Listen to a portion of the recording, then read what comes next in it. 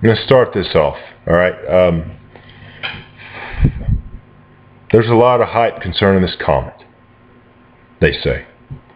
NASA said, that the comet wouldn't reach us till whatever their prediction was. That comet was traveling 3 days faster than NASA's prediction. Okay.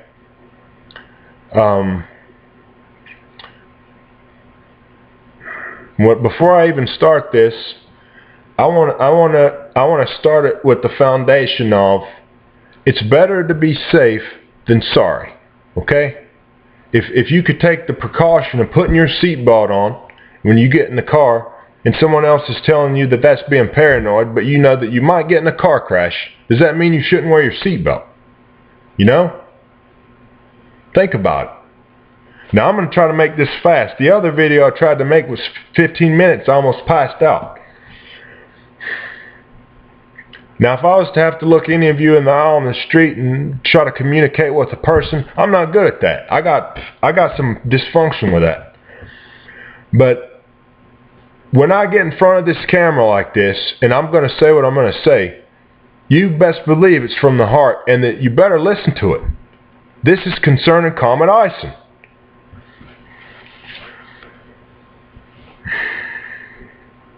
NASA is full of stuff.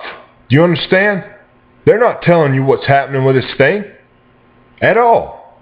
Now I'm going to try to remain calm with this, and I'm going to tell you just like this. If you believe in spirit, if you believe in a God, now is the time to start getting yourself together and right with that God.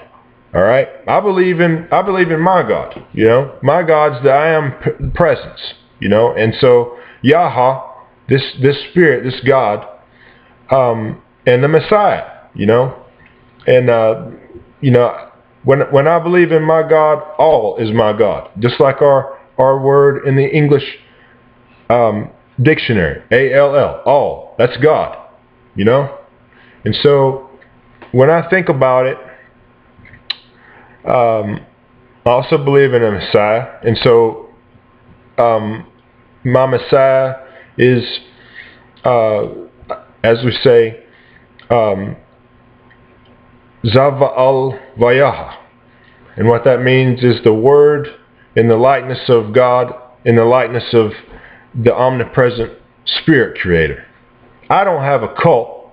I couldn't even talk to 4 people in a room without passing out. I feel pretty comfortable with this camera because I can shake it and, you know, put my hand on it, and if I can get up and walk away, or if I pass out, I can start this tape over. I had to do that already. But let me tell you something. I'm going to make this as clear and as short and to the point that I can, and make you understand some things.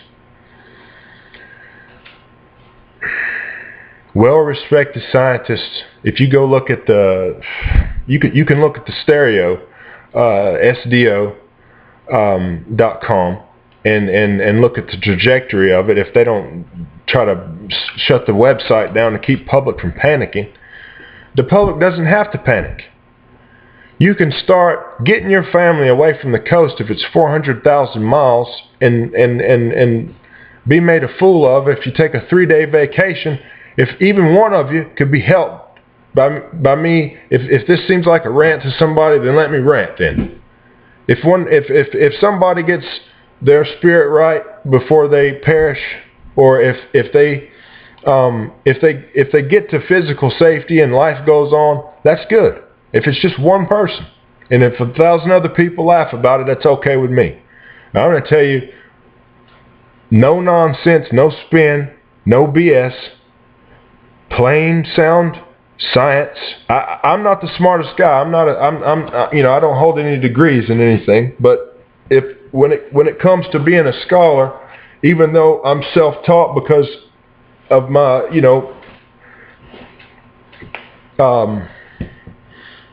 compulsive and obsessive type tendencies, when I get with something that I'm interested in, I'm very, very, very skilled at it. And so one of my interests happens to be science, and the universal science, like planetary stuff, anything that deals with sun, energy. I'm going to tell you some things real fast. I'm going to try to make this video less than 10 minutes. Comet Ison, respectively, and this is being conservative. That thing is the size of Australia. All right, it's not a bowling ball floating around out there. A dirty, frozen water soaked cotton candy tumbling through space. That's not what that is. Okay, that comet.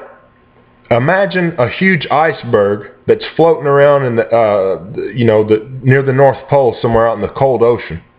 That on the inside of it has a big, maybe half a chunk of the Rocky Mountain solid stuffed in there.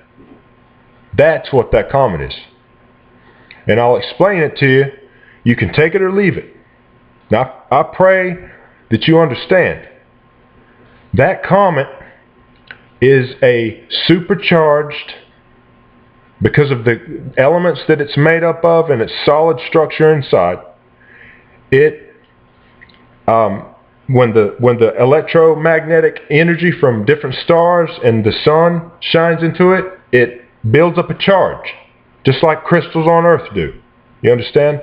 Just like if you walk across the floor with your feet and you get an electrical charge and you go to someone who's got less of one, you shock them. That's what Comet Ison did when it went past Mars. This highly supercharged ionic reactor went past Mars. I mean, it wasn't right up on the planet. I mean, it's not like it just skimmed right across the top of it and hit it. This charge jumped out of space. That's how powerful this thing is. And it went into Mars like a super jolt shock. You understand? It jump-started Mars to where the planet started glowing green. You could see it in the sky. They made a big deal about this. The volcanoes erupted on there. It completely, it astonished so many people. This is what happened. Okay, and once it was drained of its energy, it's high charge from Mars. This is how much power this thing has. Between Mars and Earth, as the sun continued to shine and the stuff continued to happen, it built up another charge enough to cause all the catastrophic events that happen with the volcanoes, the earthquakes, the stuff that happened over in Indonesia, all the stuff that's been going on our Earth.